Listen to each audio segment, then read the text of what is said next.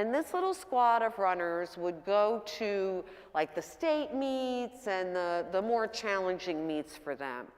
As far as anybody in her community knew, there had never been a freshman on this squad, and here Rachel made the squad at the end of 8th grade.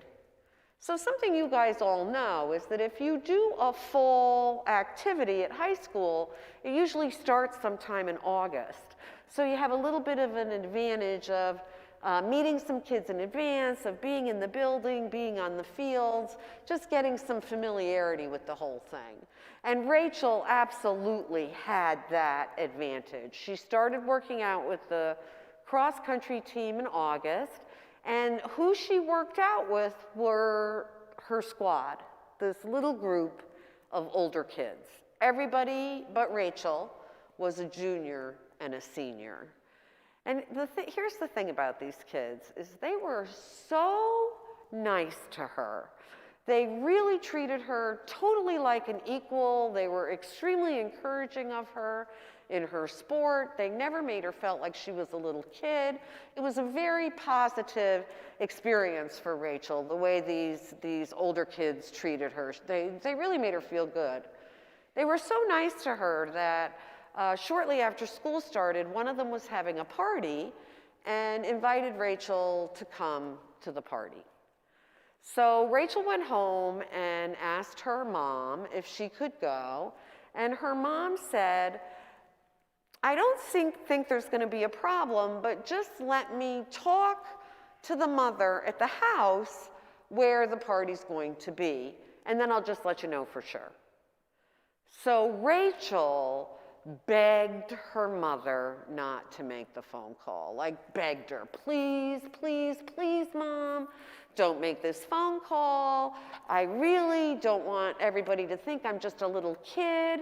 I know how to act at a party. I know how to be. I've been to a lot of parties. Mom, I do all the things I'm supposed to do.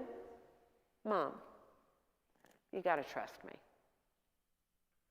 And her mother thought about Rachel and thought about the kind of girl Rachel was, and everything Rachel said was true. She had been to a lot of parties in 8th grade. She was pretty experienced socially. She worked hard at school. She worked hard at her sport. She was a great kid. So her mother decided not to make the phone call. But in the back of her mind, what she thought she would do was the pop-in. So when the party came, she figured and when she brought Rachel to the party, she'd just pop into the house and be sure everything was the way it was supposed to be, that she was comfortable dropping Rachel off and leaving Rachel in this house. So on Saturday night, she brings Rachel to the party, pulls into the driveway, turns off her car, opens her door, and Rachel almost expires on the spot. Mom, what are you going to do? You can't go in.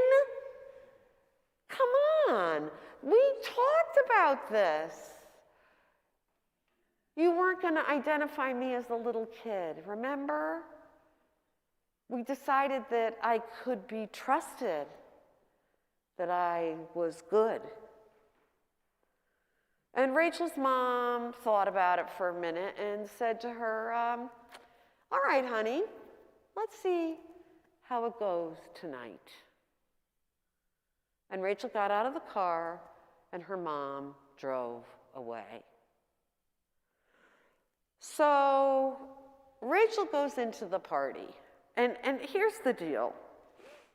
An 8th grade party and a junior and senior party are very different from each other. They're not even close to the same. And Rachel was kind of expecting an 8th grade party, something she was familiar with. And she goes into this house, and it was not at all what she expected. The first thing was, it was jam-packed, full of kids. It was hard to get from one side of the room to the other because there were so many kids in the way. You kind of had to shove your way through. The second thing is that everybody was drinking. Everybody, just every single person at the party seemed to be drinking. And the third thing was that there were no adults anywhere to be found.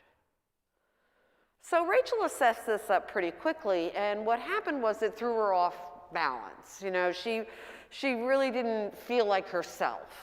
She really didn't feel confident. She didn't feel that this was something that she automatically knew how to handle. And, you know, if you think about it for a minute, you guys are 9th and 10th graders, so imagine like a 5th grader coming to one of your parties. They wouldn't know how to be with you guys because they're 4 years younger. And it's the same difference between a 9th grader and a senior. It's the same difference in years, but it's way, way more developmentally. Aren't you guys so much older now than you were as a 6th grader, as a 7th grader, and as an 8th grader? And you're going to be so much older by the time you go to college. It's not just these small incremental years. There's huge leaps of development that happen. So she was out of her element at this party, completely, and was trying to figure out how to handle this situation. And she goes into the room, I don't know if it was the living room or the kitchen or where everybody was, and she goes in and somebody offered her something to drink, and she was nervous. So she took it and she drank it pretty quick. And then a little while later, somebody else did the same, and she did the same. And over the course of the evening, she had quite a few drinks. So that by the time her mom was supposed to come pick her up, Rachel was loaded. She was just out of her mind drunk. And she was talking about it. This is a common problem with drunkenness, is the conversation around it. I am so drunk. My mother's gonna kill me when she gets here. Oh man, I am so drunk. I don't know what I'm gonna do. Oh, I'm in trouble. That's all I can say. I'm so drunk, my mother's gonna come. I am in big trouble here. And while she was doing this, a boy that she didn't know at all, a senior boy, came up to her and said, I know what you can do about your mother. Call her. Tell her you got invited to a sleepover and you have a ride home in the morning. And then you can come home with me and your mom will never know.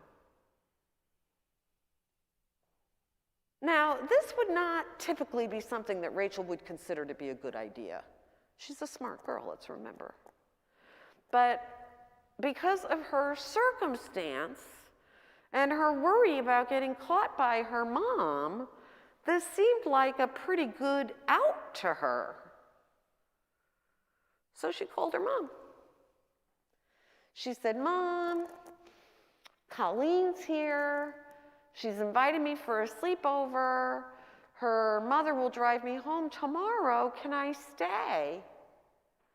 And Rachel's mother said yes. So Rachel gets off the phone and she goes and she finds this guy. She doesn't actually know his name. And she goes and she finds him and she says, all right, it's all set. My mom said I could stay. He said, good, let's go. And as they're leaving, as they're walking out, what she realizes is that he is actually way more drunk than she is. Way more. And she really decides that she doesn't want to go. I mean, she really doesn't want to go. But she's got herself in this tough position because her mom thinks she's safe with Colleen. Nobody else has offered her a ride. This boy is expecting her to leave with him. She's got all these forces working on her, and her brain isn't doing its job for her. She's been drinking, so she's not thinking in her normal, clear way. So she leaves with him. She has what she told me was the most frightening car ride of her entire life. And she ends up in a place in her town that she's completely unfamiliar with. It's a big town. And they pull into the driveway, and it's pretty obvious there isn't anybody home. And she sits in the car in the driveway and thinks to herself, oh man, I'm in trouble.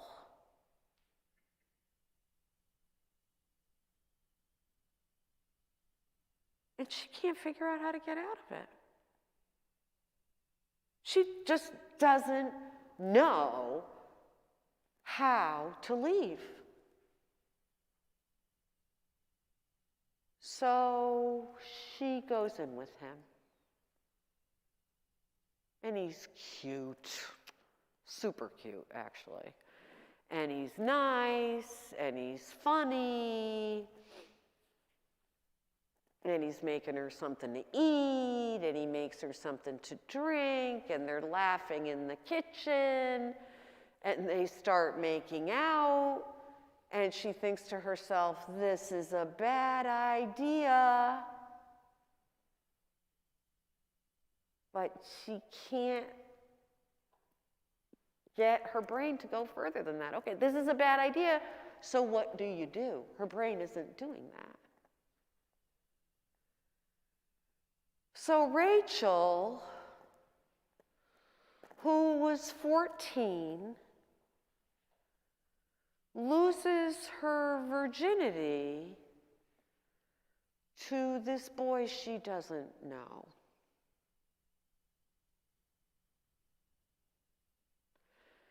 And in the morning, just imagine the overnight for a second, how awful and uncomfortable for her. And in the morning, he drives her home. He drops her off at the end of her driveway, and he drives away.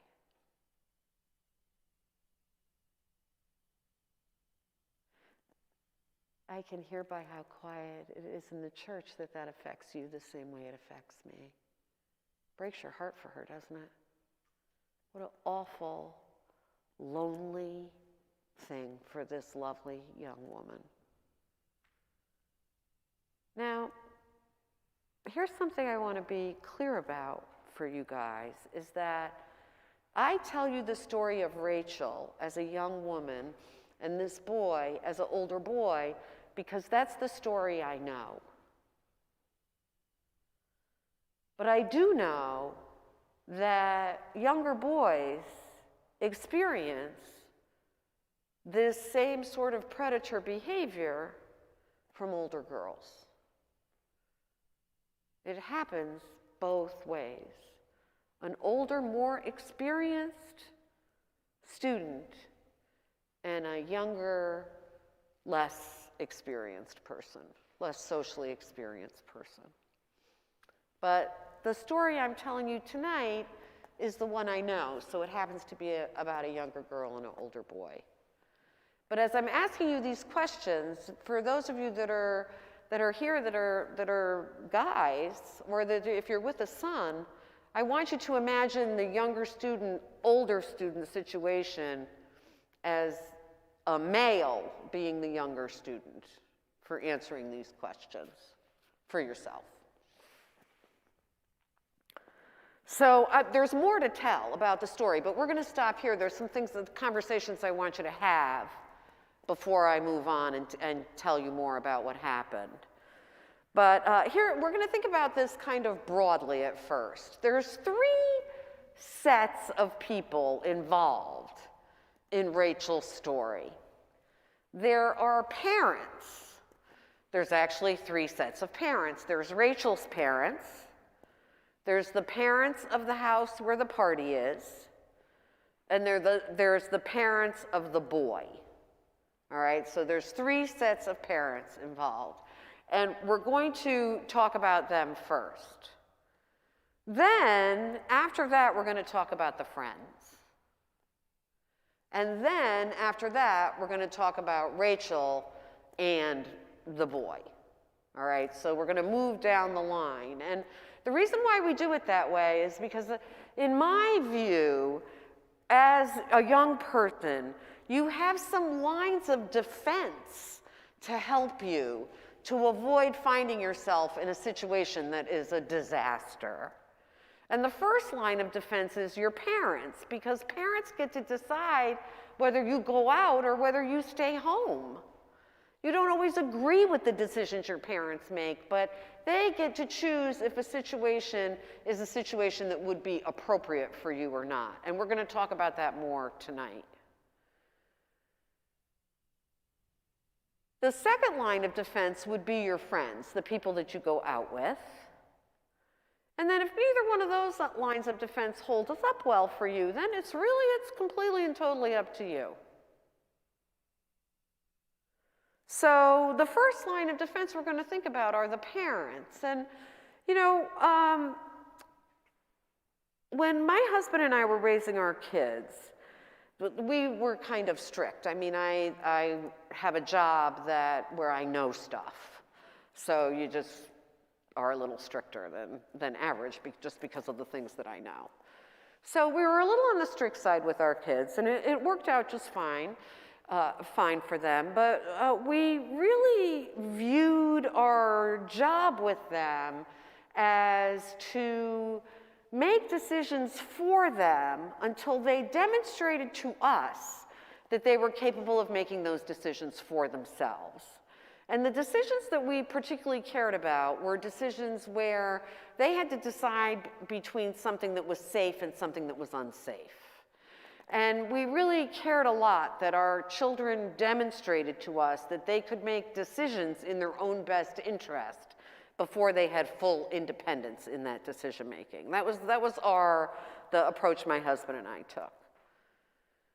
We viewed our job as protecting our kids until they were capable, demonstrably capable, of protecting themselves. That was number one. We figured if we thought it was important to protect our own children, then we also had to protect other people's children as well. So if other people's children were in our house, if we were out with other people's children, then we needed to have the same sort of decision making for them that we would have for our kids, right? So if we didn't allow our kids to have a drink at dinner when they were underage, we wouldn't let their friends have a drink at dinner underage either, all right? Just to kind of, so you can follow what I'm talking about.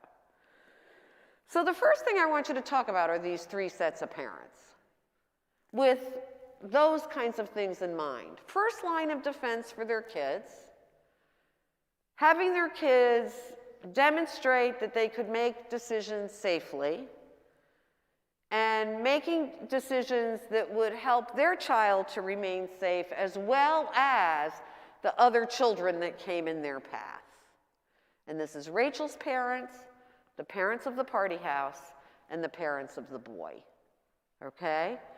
So here's what I want to have happen.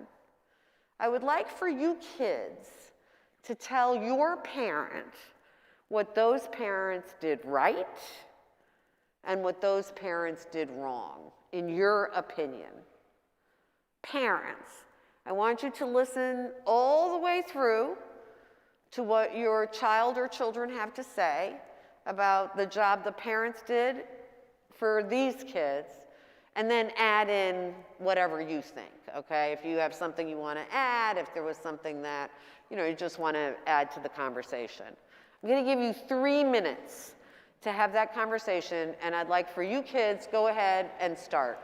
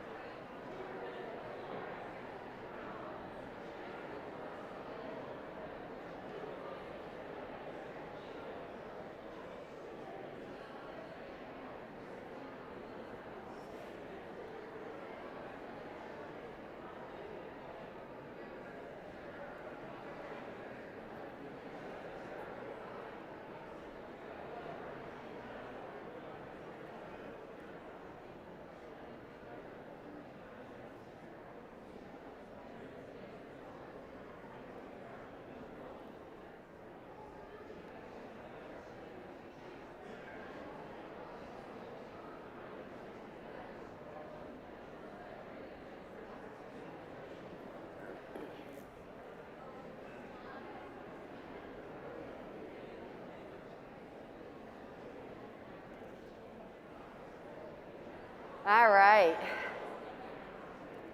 So, how'd the parents do? Not so hot, right? So, how many of you thought that Rachel's mother should have made the phone call? Raise your hands. I am in full agreement with that, right? Here's the thing about the phone call. It's a minute. Thanks for having the kids. Do you need any snacks? Do you need any soda? What can I send? It's a friendly call. Let's face it, you guys. If someone's willing to have the kids over and be in their house and get the pizza and get the soda and get the chips, that's a really nice thing they're doing so the kids can get together and have a little fun. A thank you phone call is a lovely thing to do. And they are going to be bringing stuff into their house to feed the kids. So it is nice to offer. Can I send some brownies? Can I send some ice cream? It's a nice thing to do. You hope you're not informing them that they're having the kids. That's what you hope. But it doesn't have to be the Spanish Inquisition. It can really be a nice, friendly phone call. And it's really up to you about how much time you spend chit-chatting. It really should be about a 60-second phone call. If you're me, it's going to be about an hour phone call. But if, it really should be about a 60-second phone call. One of the things we really liked about our kids' groups of friends is that they went to school together starting in kindergarten, and they went to school together all the way through senior year of high school. It was the same group of kids. And we knew each other pretty well. We knew each other, the parents, we knew the kids, and still everybody called. Everybody called if there was going to be a get-together. And it was so nice. And not only did they call, but they also, you guys, did the pop-in. How many of you thought that she should have done the pop-in? Raise your hands. Oh, I like that, but did you know? Just look around. Raise your hands if you thought they should have done the pop-in. Just look around, everybody. Almost everybody's hands were up for the phone call. Now we have, maybe 20. And I don't think it's because we think the pop-in is unnecessary.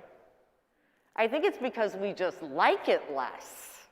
It's an awkward thing, the pop-in, right? The kids really object to it in a huge way, the pop-in.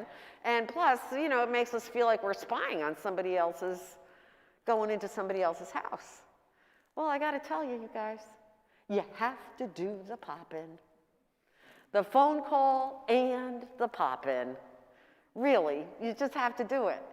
You go up to the door, you want to see an adult, not an older sibling. You want to see an adult, and this is what you say. Really, thanks so much for having the kids. What time did you want me to pick up? That's it. Again, not the Spanish Inquisition, not a big conversation. You just want your eyeballs on that party. That's it. So that you have an idea about what is actually happening there. That should also take about a minute. So we're talking about 120 seconds of your time to do that. And I'm going to tell you some stories in a little while that'll make you feel that that's time well spent. How about that sleepover phone call? Yeah, what did you think about that one? There were a lot of options there, weren't there? Other than, yes, go and have fun. The option of just calling Colleen's mom and being sure it's okay. Whenever the kids make plans away from adults, the adults should talk to each other and be sure it's okay. What about if there was something terrible going on in Colleen's house and they didn't want company? That happens sometimes, doesn't it? So you should always call another adult when the kids make plans away from us. But I think there's something that can be done about these last-minute sleepover phone calls. So this is something I'm trusting about all you parents in here, is that you once were kids. And teenagers, actually. And you know about those sleepovers. You know the exact express purpose of that calling home once you're already out and saying, can I sleep over? And we know it isn't a pure motivation. That's not to say that our kids aren't fantastic, but we do have to understand where they are developmentally. And we have to know that as much as we really want our children to have a better social experience than ours, a safer one, we have to really know that isn't going to happen unless we are paying attention. I know for sure when I was growing up, my parents weren't paying any attention. Like none. There were 4 of us in 4 years and then one more 4 years later. They were lucky they were getting up and breathing every day with a house full of adolescents. So we got to call those other parents. If Rachel's mom had called Colleen's mom, she would have known Colleen wasn't even at that party. And she would have gone and picked her up. Right? It would have really saved a lot of sorrow in many lives. So Rachel's mom and dad, actually, we're not going to give them an A+. They had a few areas where I think we all agree they could have been more protective of their daughter. Now, the parents of the party house and the parents of the boy, did you think they made the same mistake? It was the same error that both families made? They weren't home. They weren't just out to dinner. They clearly were gone overnight. Here is the big thing, you guys. If you have teenagers, you cannot leave your house unattended. Even if you have to go away and your kids go stay with their friends, which is a really nice solution. If they have to be in town, they can't go with you, they go stay with their friends. You need to be sure there's somebody in your house. Somebody like kind of mean in your house. Because we know that that big party wouldn't have been going on if those parents were coming home at 11 o'clock. We also know that that young man would not have invited this freshman girl over to spend the night if his parents were going to be home. So they had the whole night at both of those houses. Even the best, most wonderful, most trustworthy kids struggle with the empty house freedom. And even if the child who lives in the house doesn't struggle with it, all you need is word to get out. And it's kind of hard today with social media for word not to get out about everything. So I'm going to tell you 2 stories. I'm going to tell you a story about me and my family, something that happened to us that's kind of funny, I think. And I'm going to tell you a story that it actually isn't funny at all. But I'm going to sneeze, which is a strange thing in a mask, isn't it? Excuse me. So, as I mentioned, when I was a girl, when I was a freshman in high school, I had a brother who was a sophomore, a sister who was a junior, and a brother who was a senior. 4 years, the parents are like, oh man, that's rough. It was great, honestly, to be the kids, but I think it was really hard on our parents. So, and then a 4th grade sister. So when we were in that stage of our family, my father decided to take my mother on a vacation without us. She deserved it, for sure. And where he was taking her was out of the country. He wasn't just like taking her to the Cape for the weekend. He was taking her on a big vacation. And in those days, if you were out of the country, you were incommunicado with the people who were in the country. You weren't making phone calls, that just wasn't the ease of that the way there is today. So we were really, actually, we were a really nice family. We were good kids. We really liked being a family with our parents. We enjoyed one another's company, but we were kids.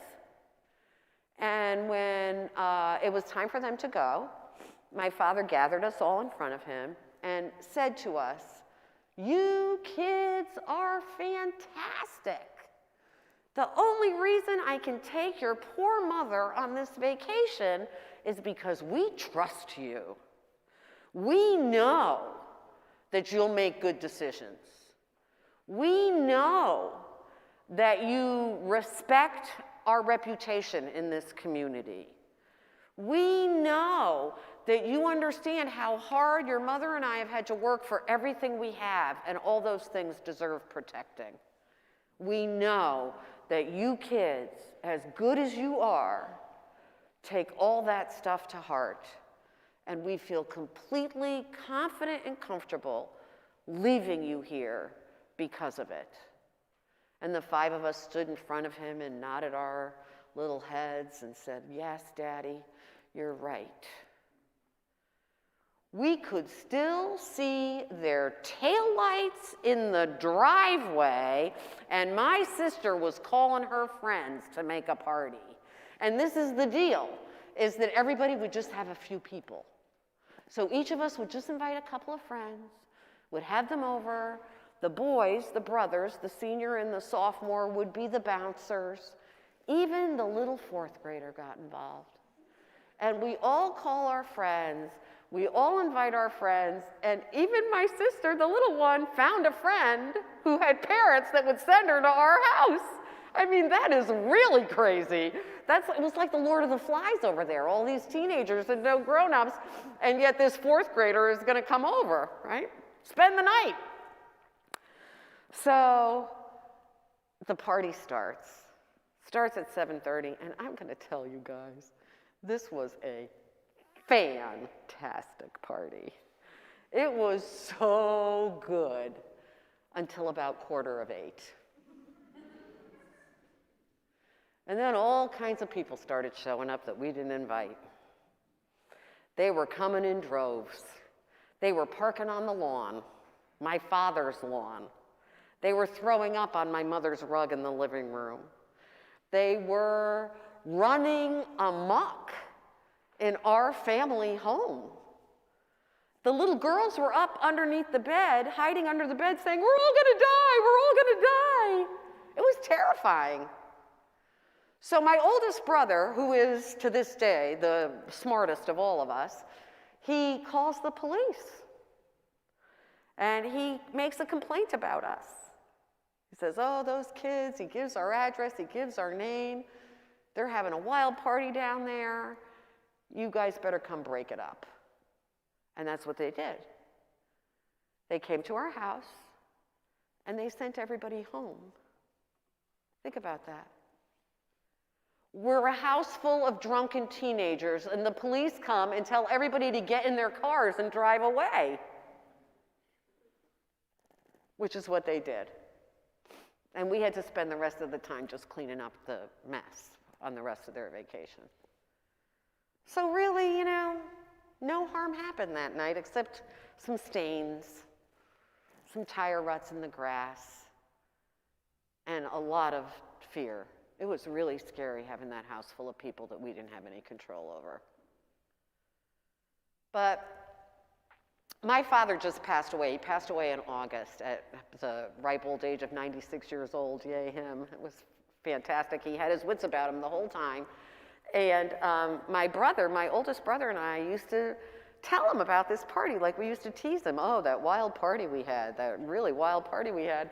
Until the day he died, he didn't believe we had it. "You guys were good kids," he said. "You wouldn't have had a party. Come on." "Yeah, Dad, we did. We had a wild party." Nah. Kind of funny. The next story happened in the same town that I actually grew up in. And it also involved a party, but it's much more recent. And this story involves a beautiful sophomore in high school named Emma.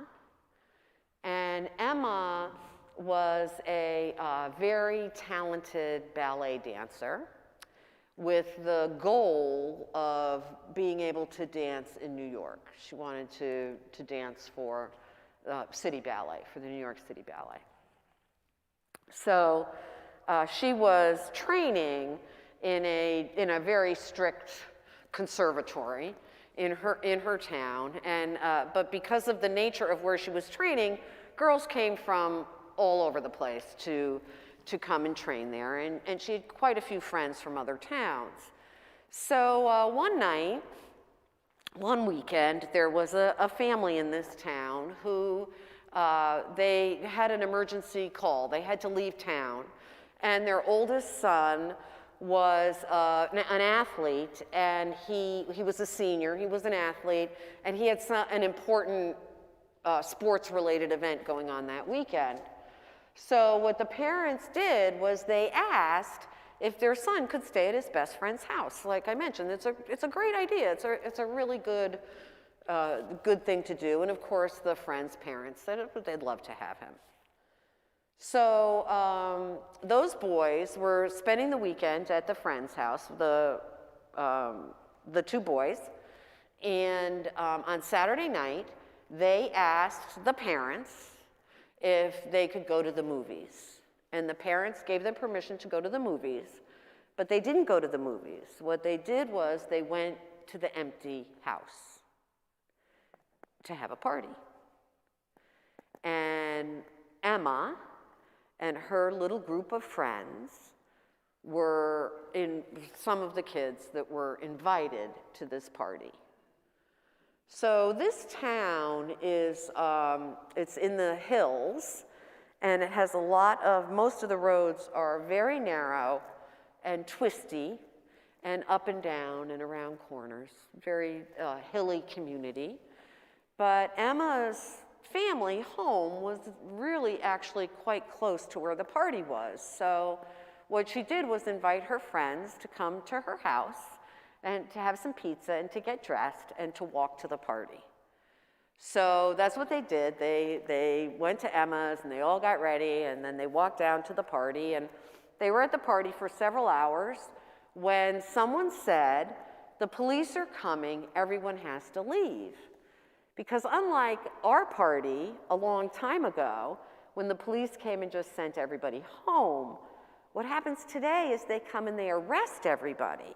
They bring everybody into the police precinct, and the parents, it's a jailable offense for there to be an underage drinking party at a house, and whether the parents are there or not, the parents also are arrested for this. So the police were coming, so someone comes in and says everybody has to leave.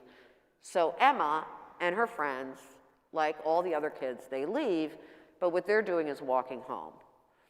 So these girls have all been drinking. Everybody's at the party's been drinking, and what they're doing is drunken ballet. So they are in the road, walking from the party to Emma's house, and they're doing spins and turns and leaps across the road, one side to the other. Ha ha ha ha ha, they're having such a funny time. They're laughing, laughing, laughing, being these silly ballerinas, and really cracking themselves up. At this time, there was a 24-year-old young man who was on his way home from work, sober, going the speed limit, paying attention, doing all the things he was supposed to do. But something you parents may have experienced is that, you know, sometimes when you come up over a little rise, you lose the road for a minute, your headlights come up and you can't see the road, even it's just like for just a flash. And this is what happened to this boy. He comes up, this young man, he comes up over the rise, loses the road for a minute, and who's in the road dancing is Emma. And he hits her and kills her right there. She was a sophomore in high school. Emma's dad's a doctor, and he was in the ER with a patient, and he's on his way home. I almost can't even tell you this part of the story. It's so awful. And he sees all the emergency lights in the vehicle, so being a doctor, he pulls over to help. And it's his girl. And she's gone. She's gone. And there's nothing anybody can do to get her back. It's permanent.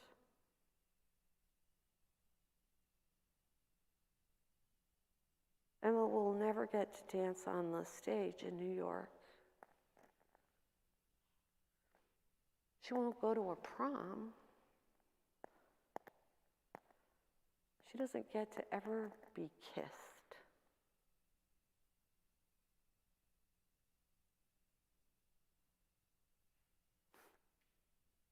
Emma's graduating class graduated from high school a couple of years ago, and what they did was they left her seat empty and put a rose on it.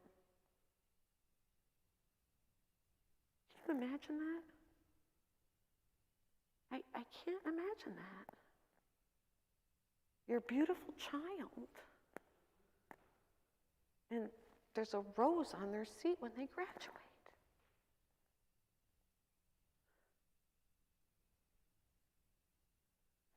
We got to make those phone calls. We have to do the pop-in. It's the best 120 seconds you'll ever spend.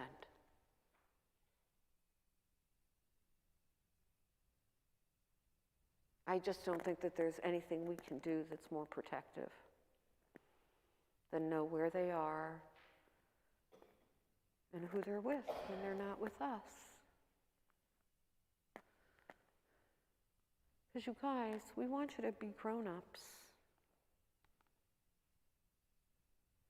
We want you to become fully fledged adults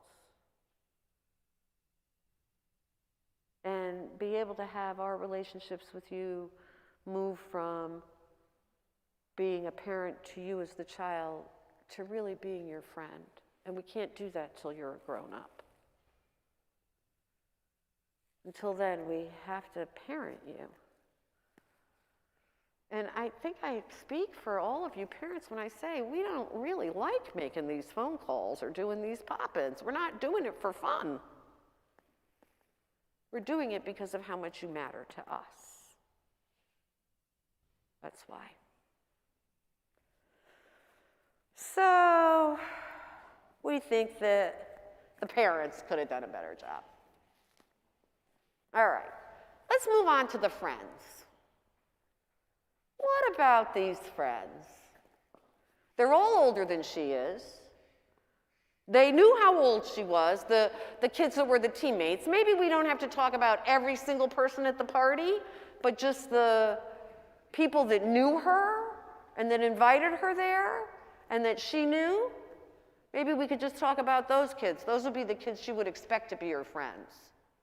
So here's the thinking. Did they act friendly?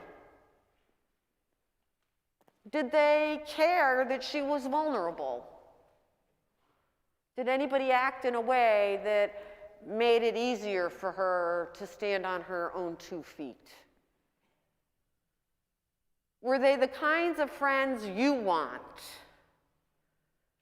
Were they the kinds of friends you want to be?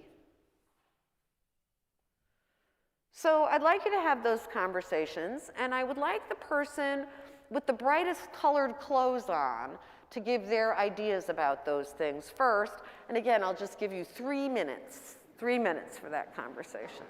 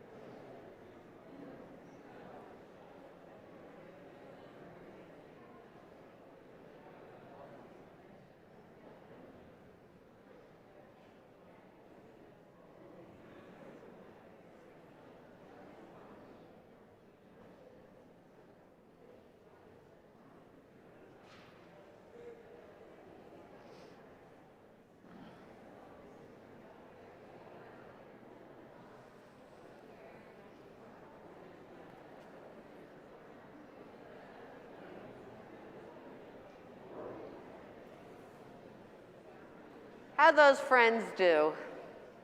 Not really, maybe even worse than the parents, you think? Because all she needed was one kid at that party to care about her. She needed one person at that party to say to her, I'm not drinking tonight, why don't you hang with me? She needed one person at that party to say to her, you know, he has a terrible reputation, don't leave with him. She needed one person at that party to say, you know, I'm sober, do you need a ride home? Just one person. And that person wasn't there. They knew she was a freshman. They knew it. I wouldn't want friends like that myself. I would want friends that would care about my future, that would care about my relationships with my family, and that would care about my well-being.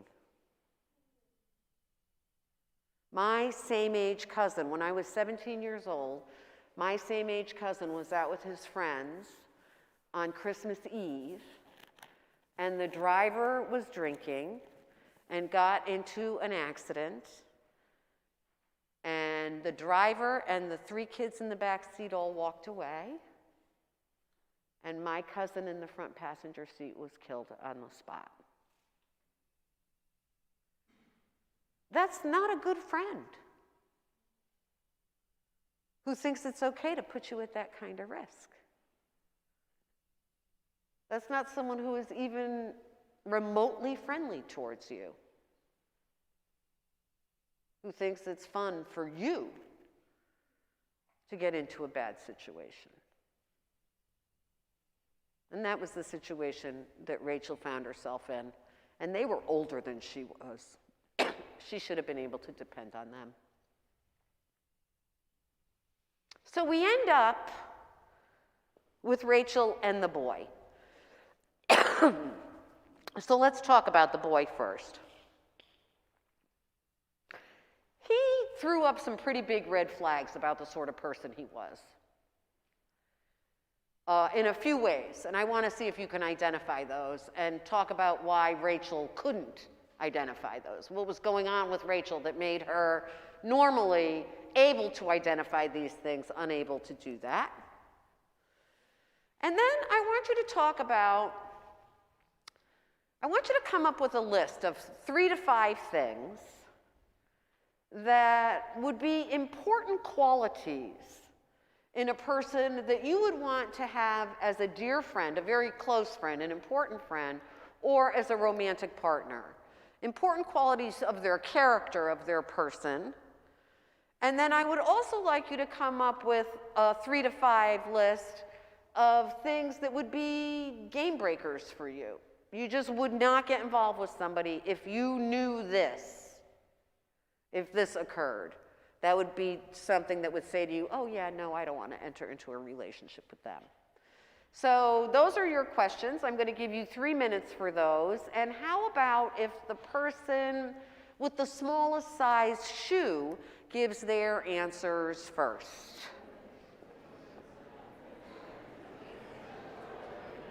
Oh, all right. So whoever has the most jewelry on.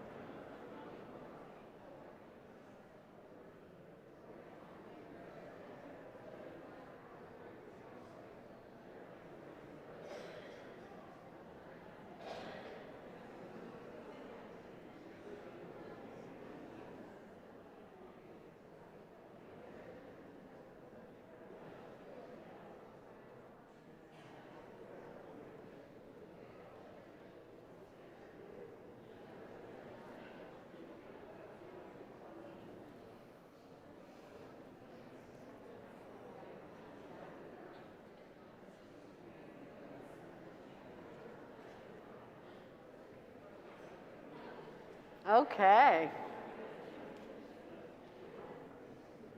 You know, it's a nice little list to have for yourself. It's definitely worth like just tucking it away, you know, in your mind and in your heart, and just as you, here's the way it works here in the United States, is that we marry someone that we fall in love with.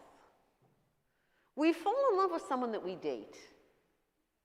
We should date carefully, because that's the place where we're going to fall in love. So if you have this little list of these important character traits that matter to you, just don't get involved with someone who doesn't have them, because then you won't fall in love with someone who doesn't have them. We want to date carefully. I'll just tell you a quick funny little story about my daughter. When she was in high school, she had a boyfriend who we thought was a very nice boy, and she had a little list. You know, she had a list of the character traits that she thought were important, and she also had a little list of boys that she thought that had them. Right? So she had this whole little list of things going on, and so she started dating this boy, and she was a senior in high schoal, or a junior in high school. And she started dating this boy, and after they were dating for a little while, I asked her, you know, how was he? Was he, you know, what she expected? And she said, yeah, you know, he's really pretty good.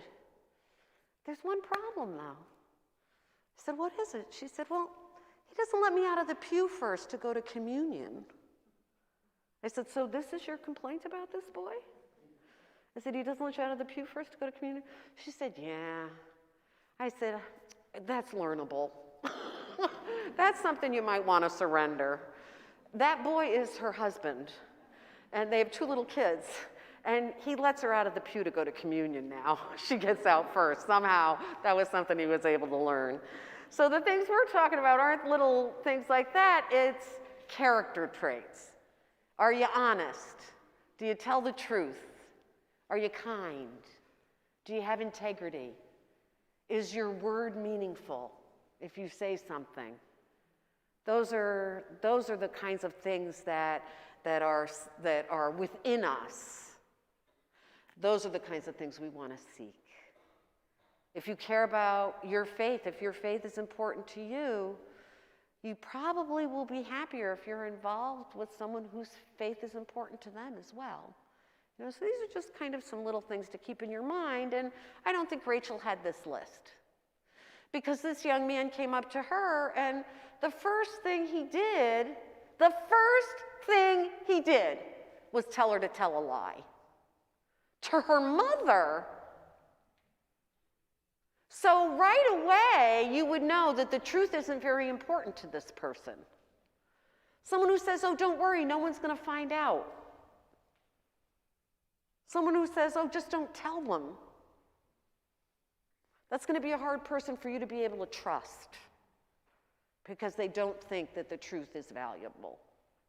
I can promise you, a relationship with someone you can't trust is misery. It will never succeed. You will never be happy. Trust is so important. So much so that when I work in schools and I see the kids all by themselves, we always make lists. As a group, we make the lists of, you know, what you want in relationships, what you don't want in relationships. And trust is always first or second on the list, always. And I don't think I've ever once been in a group that hasn't had trust on the list at all. And I see about 8,000 kids a year. So we know it's really important. Really important.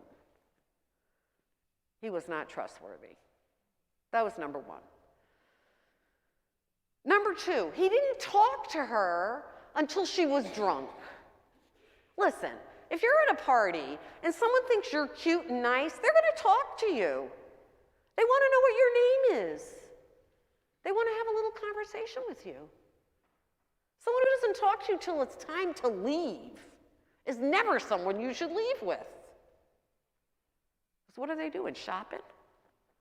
I think that's what he was doing. He was just waiting for someone to show up vulnerable, and then he could act. And number three, of course, is that he was willing to drive her drunk. He didn't care about her life. So he was a big fail as well.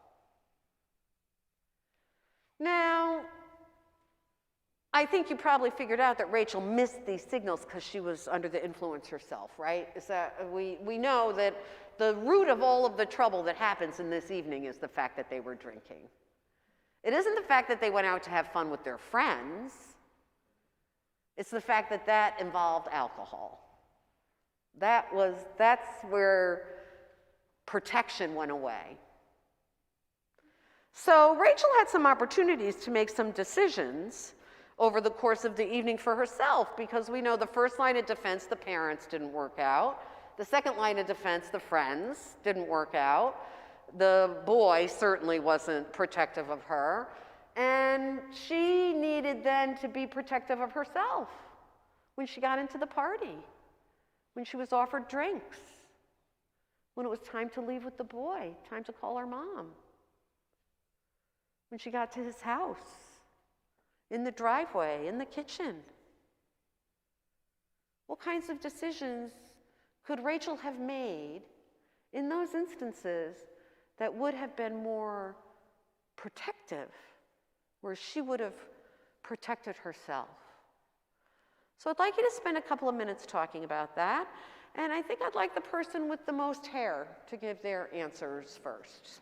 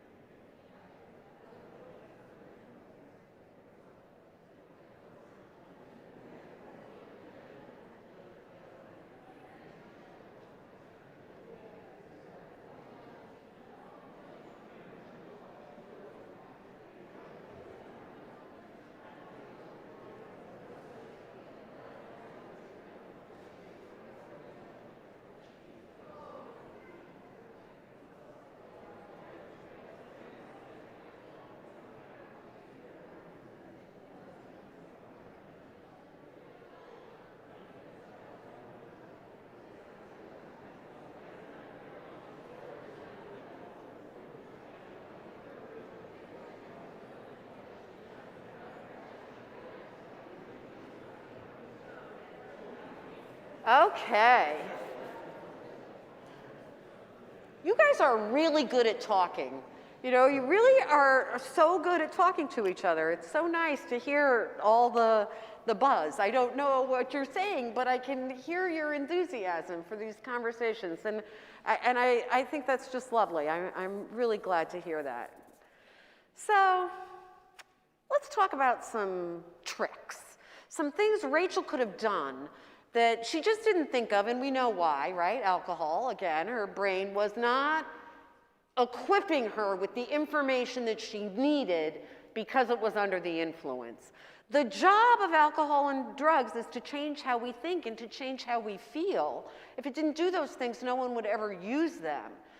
But what happens is when you get into that situation where you're not thinking and feeling in the way that you depend upon yourself to think and feel, that's when big mistakes, it's easy to make mistakes that I say they're big mistakes because they take your life away from where you want them to go, where you want your life to be. So Rachel shows up in the party, she goes inside, she realizes this is not what she expected.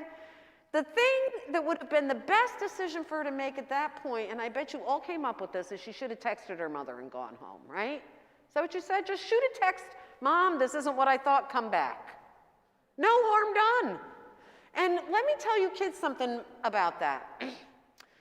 We as parents have to make our decisions on how much freedom we can give you based on how you manage the freedom, how mature you are in your response to the freedom. And if you get freedom and your parents allow you to go to a party and you text them and say, yeah, I don't want to stay here, this isn't my kind of party, it tells your parents that you're learning how to protect yourself. You're able to determine what's a good environment and what's a not good environment for yourself. The more you demonstrate your maturity, the more freedom we can give you as your parents. The more impulsive you are, the less able you are to act in a way that is protective of yourself, the more we have to actually protect you. And that's kind of how it works during these years of high school while you're growing up and getting to the point where, for college, where, you got to be independent by then. So she should have called her mom. At any point during the night, right, she should have called her mom. Do you agree with that? At any point during the night. And I see a lot of parents nodding their heads. And this is, I think, something that you might want your child to understand. You don't want this child, this most beloved person sitting next to you, you don't want them to make the kinds of mistakes like drinking at a party. We don't want our kids to do that. But if they did do it, don't you want them to call you right away? Right? You want to go pick them up. You don't want them to compound one bad decision with others. Am I speaking for you when I say this? Tell your child that right now. Just tell them. Call us no matter what. Call us no matter what.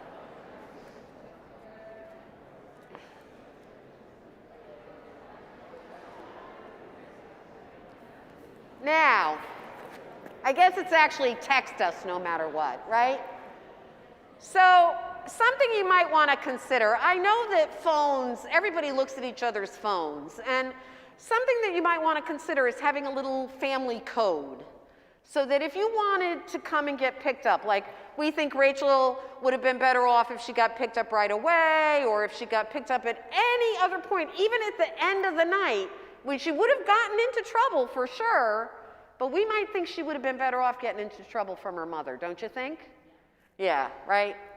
If she's a big deal if you're grounded for a couple of weeks versus what actually really happened to her. I think we can all agree on that.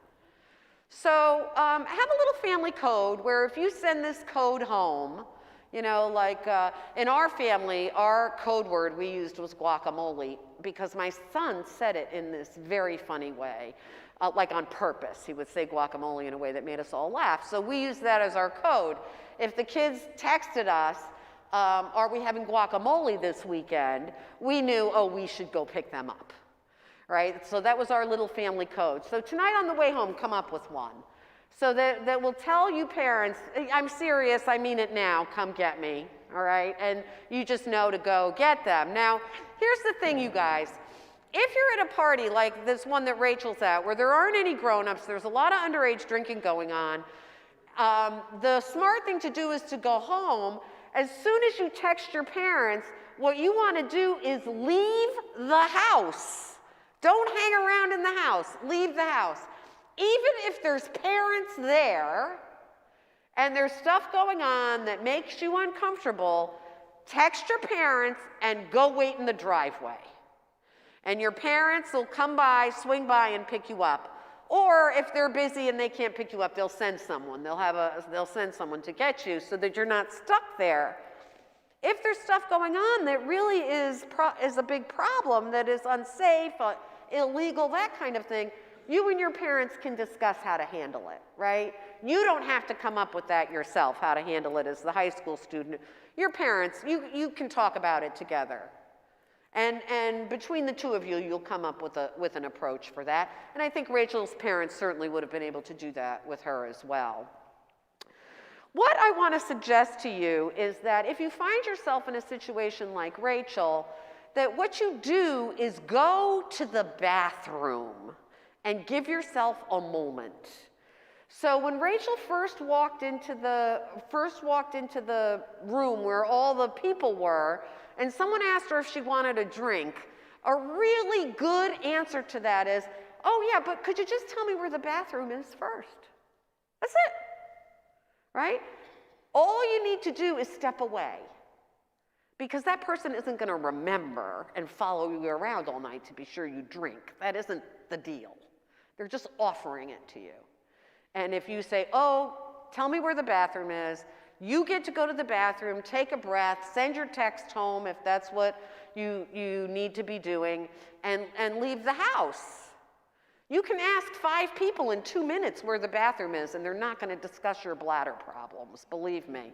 So Rachel really could have used that. She could have used it when it was time to leave with the boy, but instead of just asking where the bathroom is, she could have pretended she was going to throw up.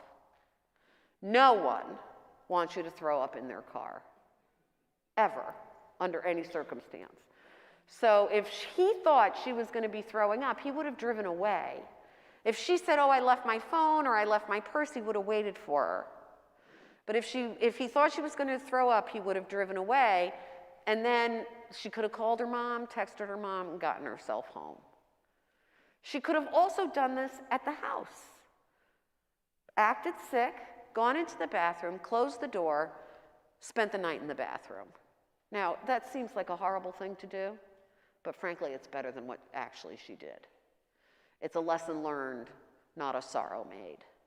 And I think a lesson learned is an okay thing, but we want to avoid making those sorrows anytime we can. So what happened with Rachel and this young man is that Rachel became pregnant that night. She became pregnant, and because he was more than 3 years older than she was, when he had sex with her, he broke the law. He committed a crime called simple sexual assault, which you or I would call rape. When his friends went to college, he went to jail. And this is a story that happened right here in your state. They're strict about older people and younger people having sex with each other. It was a really serious problem in Connecticut, teenage pregnancy by non-teenage fathers. And so Connecticut became very strict about this. And so this boy, his family hired an attorney, and they dragged her through the mud. It was an awful, awful thing. And, but he still ended up going to jail. So while his friends were in college getting careers and meeting people and thinking about their future, he was a felon, making it so much harder to ever get a job, making it so much harder to ever meet anybody. And she was having a baby her sophomore year of high school. One night, 2 kids going out to have fun with their friends and completely losing their way because of one decision. And that was the decision to drink. So, why do I tell you this story in church? Why are we here to talk about this instead of in some other kind of secular place? I haven't even talked about God yet tonight at all, have I? But the last time we were together, I did. And we talked about the 10 Commandments. So something that all of us in this church tonight know is that God cares about our sex lives. Because the amazing thing is is that he designed us to be sexual. He doesn't care about our sex life because he views it as an evil he created within us. He cares about our sex lives because he views it as an amazing gift that's a part of our creation. It's through this act of intimacy that we get to participate with God in the creation of a brand new human being. It's through this act of intimacy that we get to participate in creating new life in our marriages, with our partners,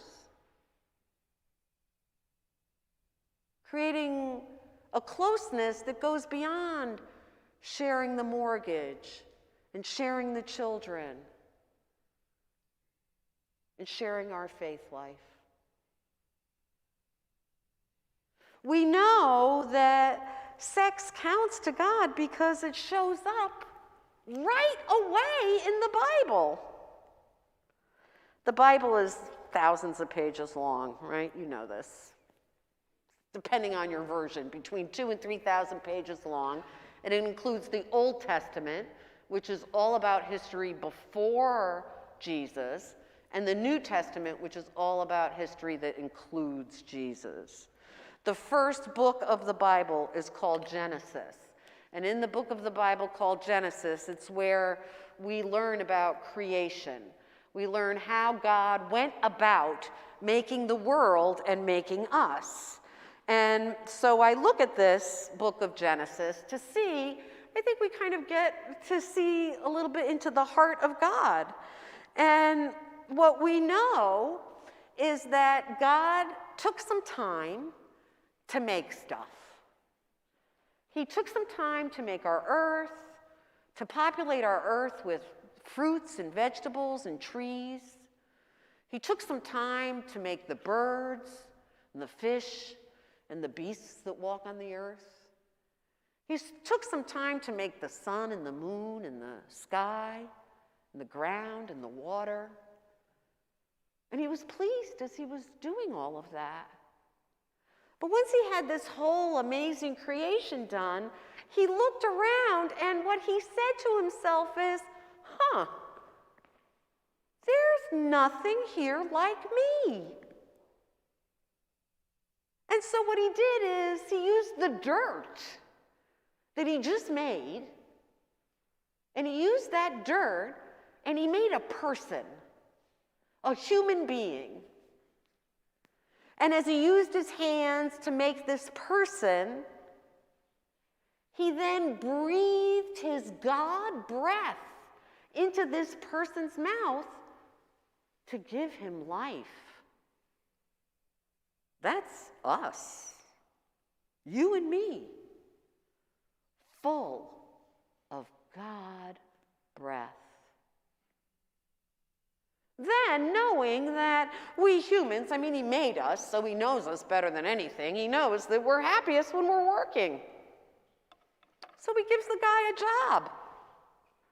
He has him name everything. He sends him out into paradise and says, give everything a name. And he's watching him work. He's watching him name everything. He's watching him move around, and this is what he says to himself. He says, it is not good for this man to be alone. I'll make a helper suitable for him. So what he did was he put the man to sleep. And he took a little bone out of his rib cage and some dirt, and he made a helper. He made a partner. He made a companion. And when he had that companion all made, he breathed his God breath into her mouth and gave her life. This is in the second chapter of a more than 2,000-page book, the 23rd sentence says, "This is why a man leaves his father and mother and is united to his wife, and they become one flesh." That's sex, right there. 23 sentences in. As soon as it's possible, it shows right up. Adam and his wife were both naked, but they felt no shame. You think we can say that about Rachel standing at the end of that driveway? That she felt no shame? We know from these two sentences that God designed sex to not be shameful. We're the ones who make it shameful. We're the ones who put that on each other. When we don't consider the context, when we don't consider the deep value of an intimate life with another person. It's not something to take casually. It's not something that's dirty or unimportant. It's where our souls meet each other. And it's how we move forward from an individual to a couple to a family. It's a beautiful and creative part of our lives, and it's up to us that we consider its value. So here's my question for you to take home tonight. What version of sex makes sense to you? Our cultural version that holds sex out as something casual and unimportant and kind of dirty? Or the version of our faith that holds sex as something worth protecting, worth watching out for, worth preserving because of its value, because of its importance in our lives? God gave each and every one of us free will, so we get to choose ourselves, God's version or our version. Our version can take us someplace hurtful, painful, cause suffering, not just for us, but for the people we love. But God's version won't do that. And you get to choose. And I'll pray for you while you're thinking it through. And I'll ask you to pray for yourself as well. And moms and dads, pray for this decision for your child. Just put it on your prayer list. Just keep it there every day. There's a bit of a journey between now and adulthood. And praying them through this journey is a phenomenal gift that we can give these kids that we love more than anything else. Thank you all so much for being here tonight. Have a wonderful week. Thank you.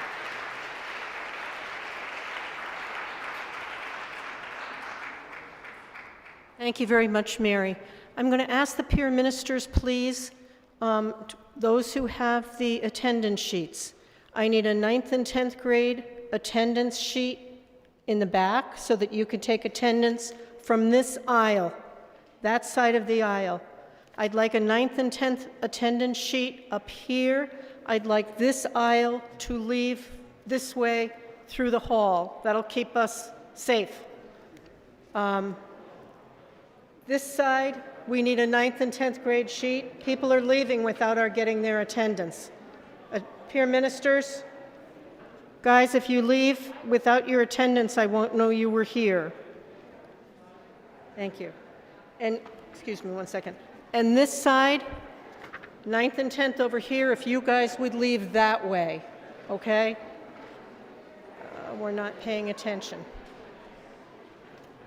So you guys, people aren't listening. So it's, I got nothing. People left without listening to them. Who left without attendance? Oh, a ton of people because there's nobody down there yet. with attendance. Don't leave without attendance. You need attendance to get credit for your confirmation. Woo! Confirmation. We need some, we need. Hey, guys.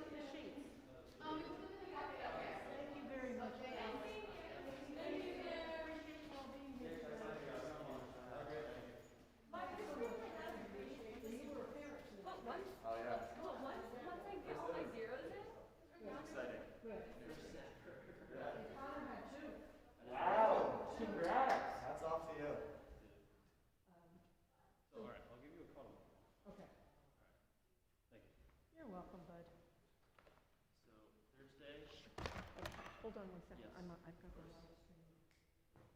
got those.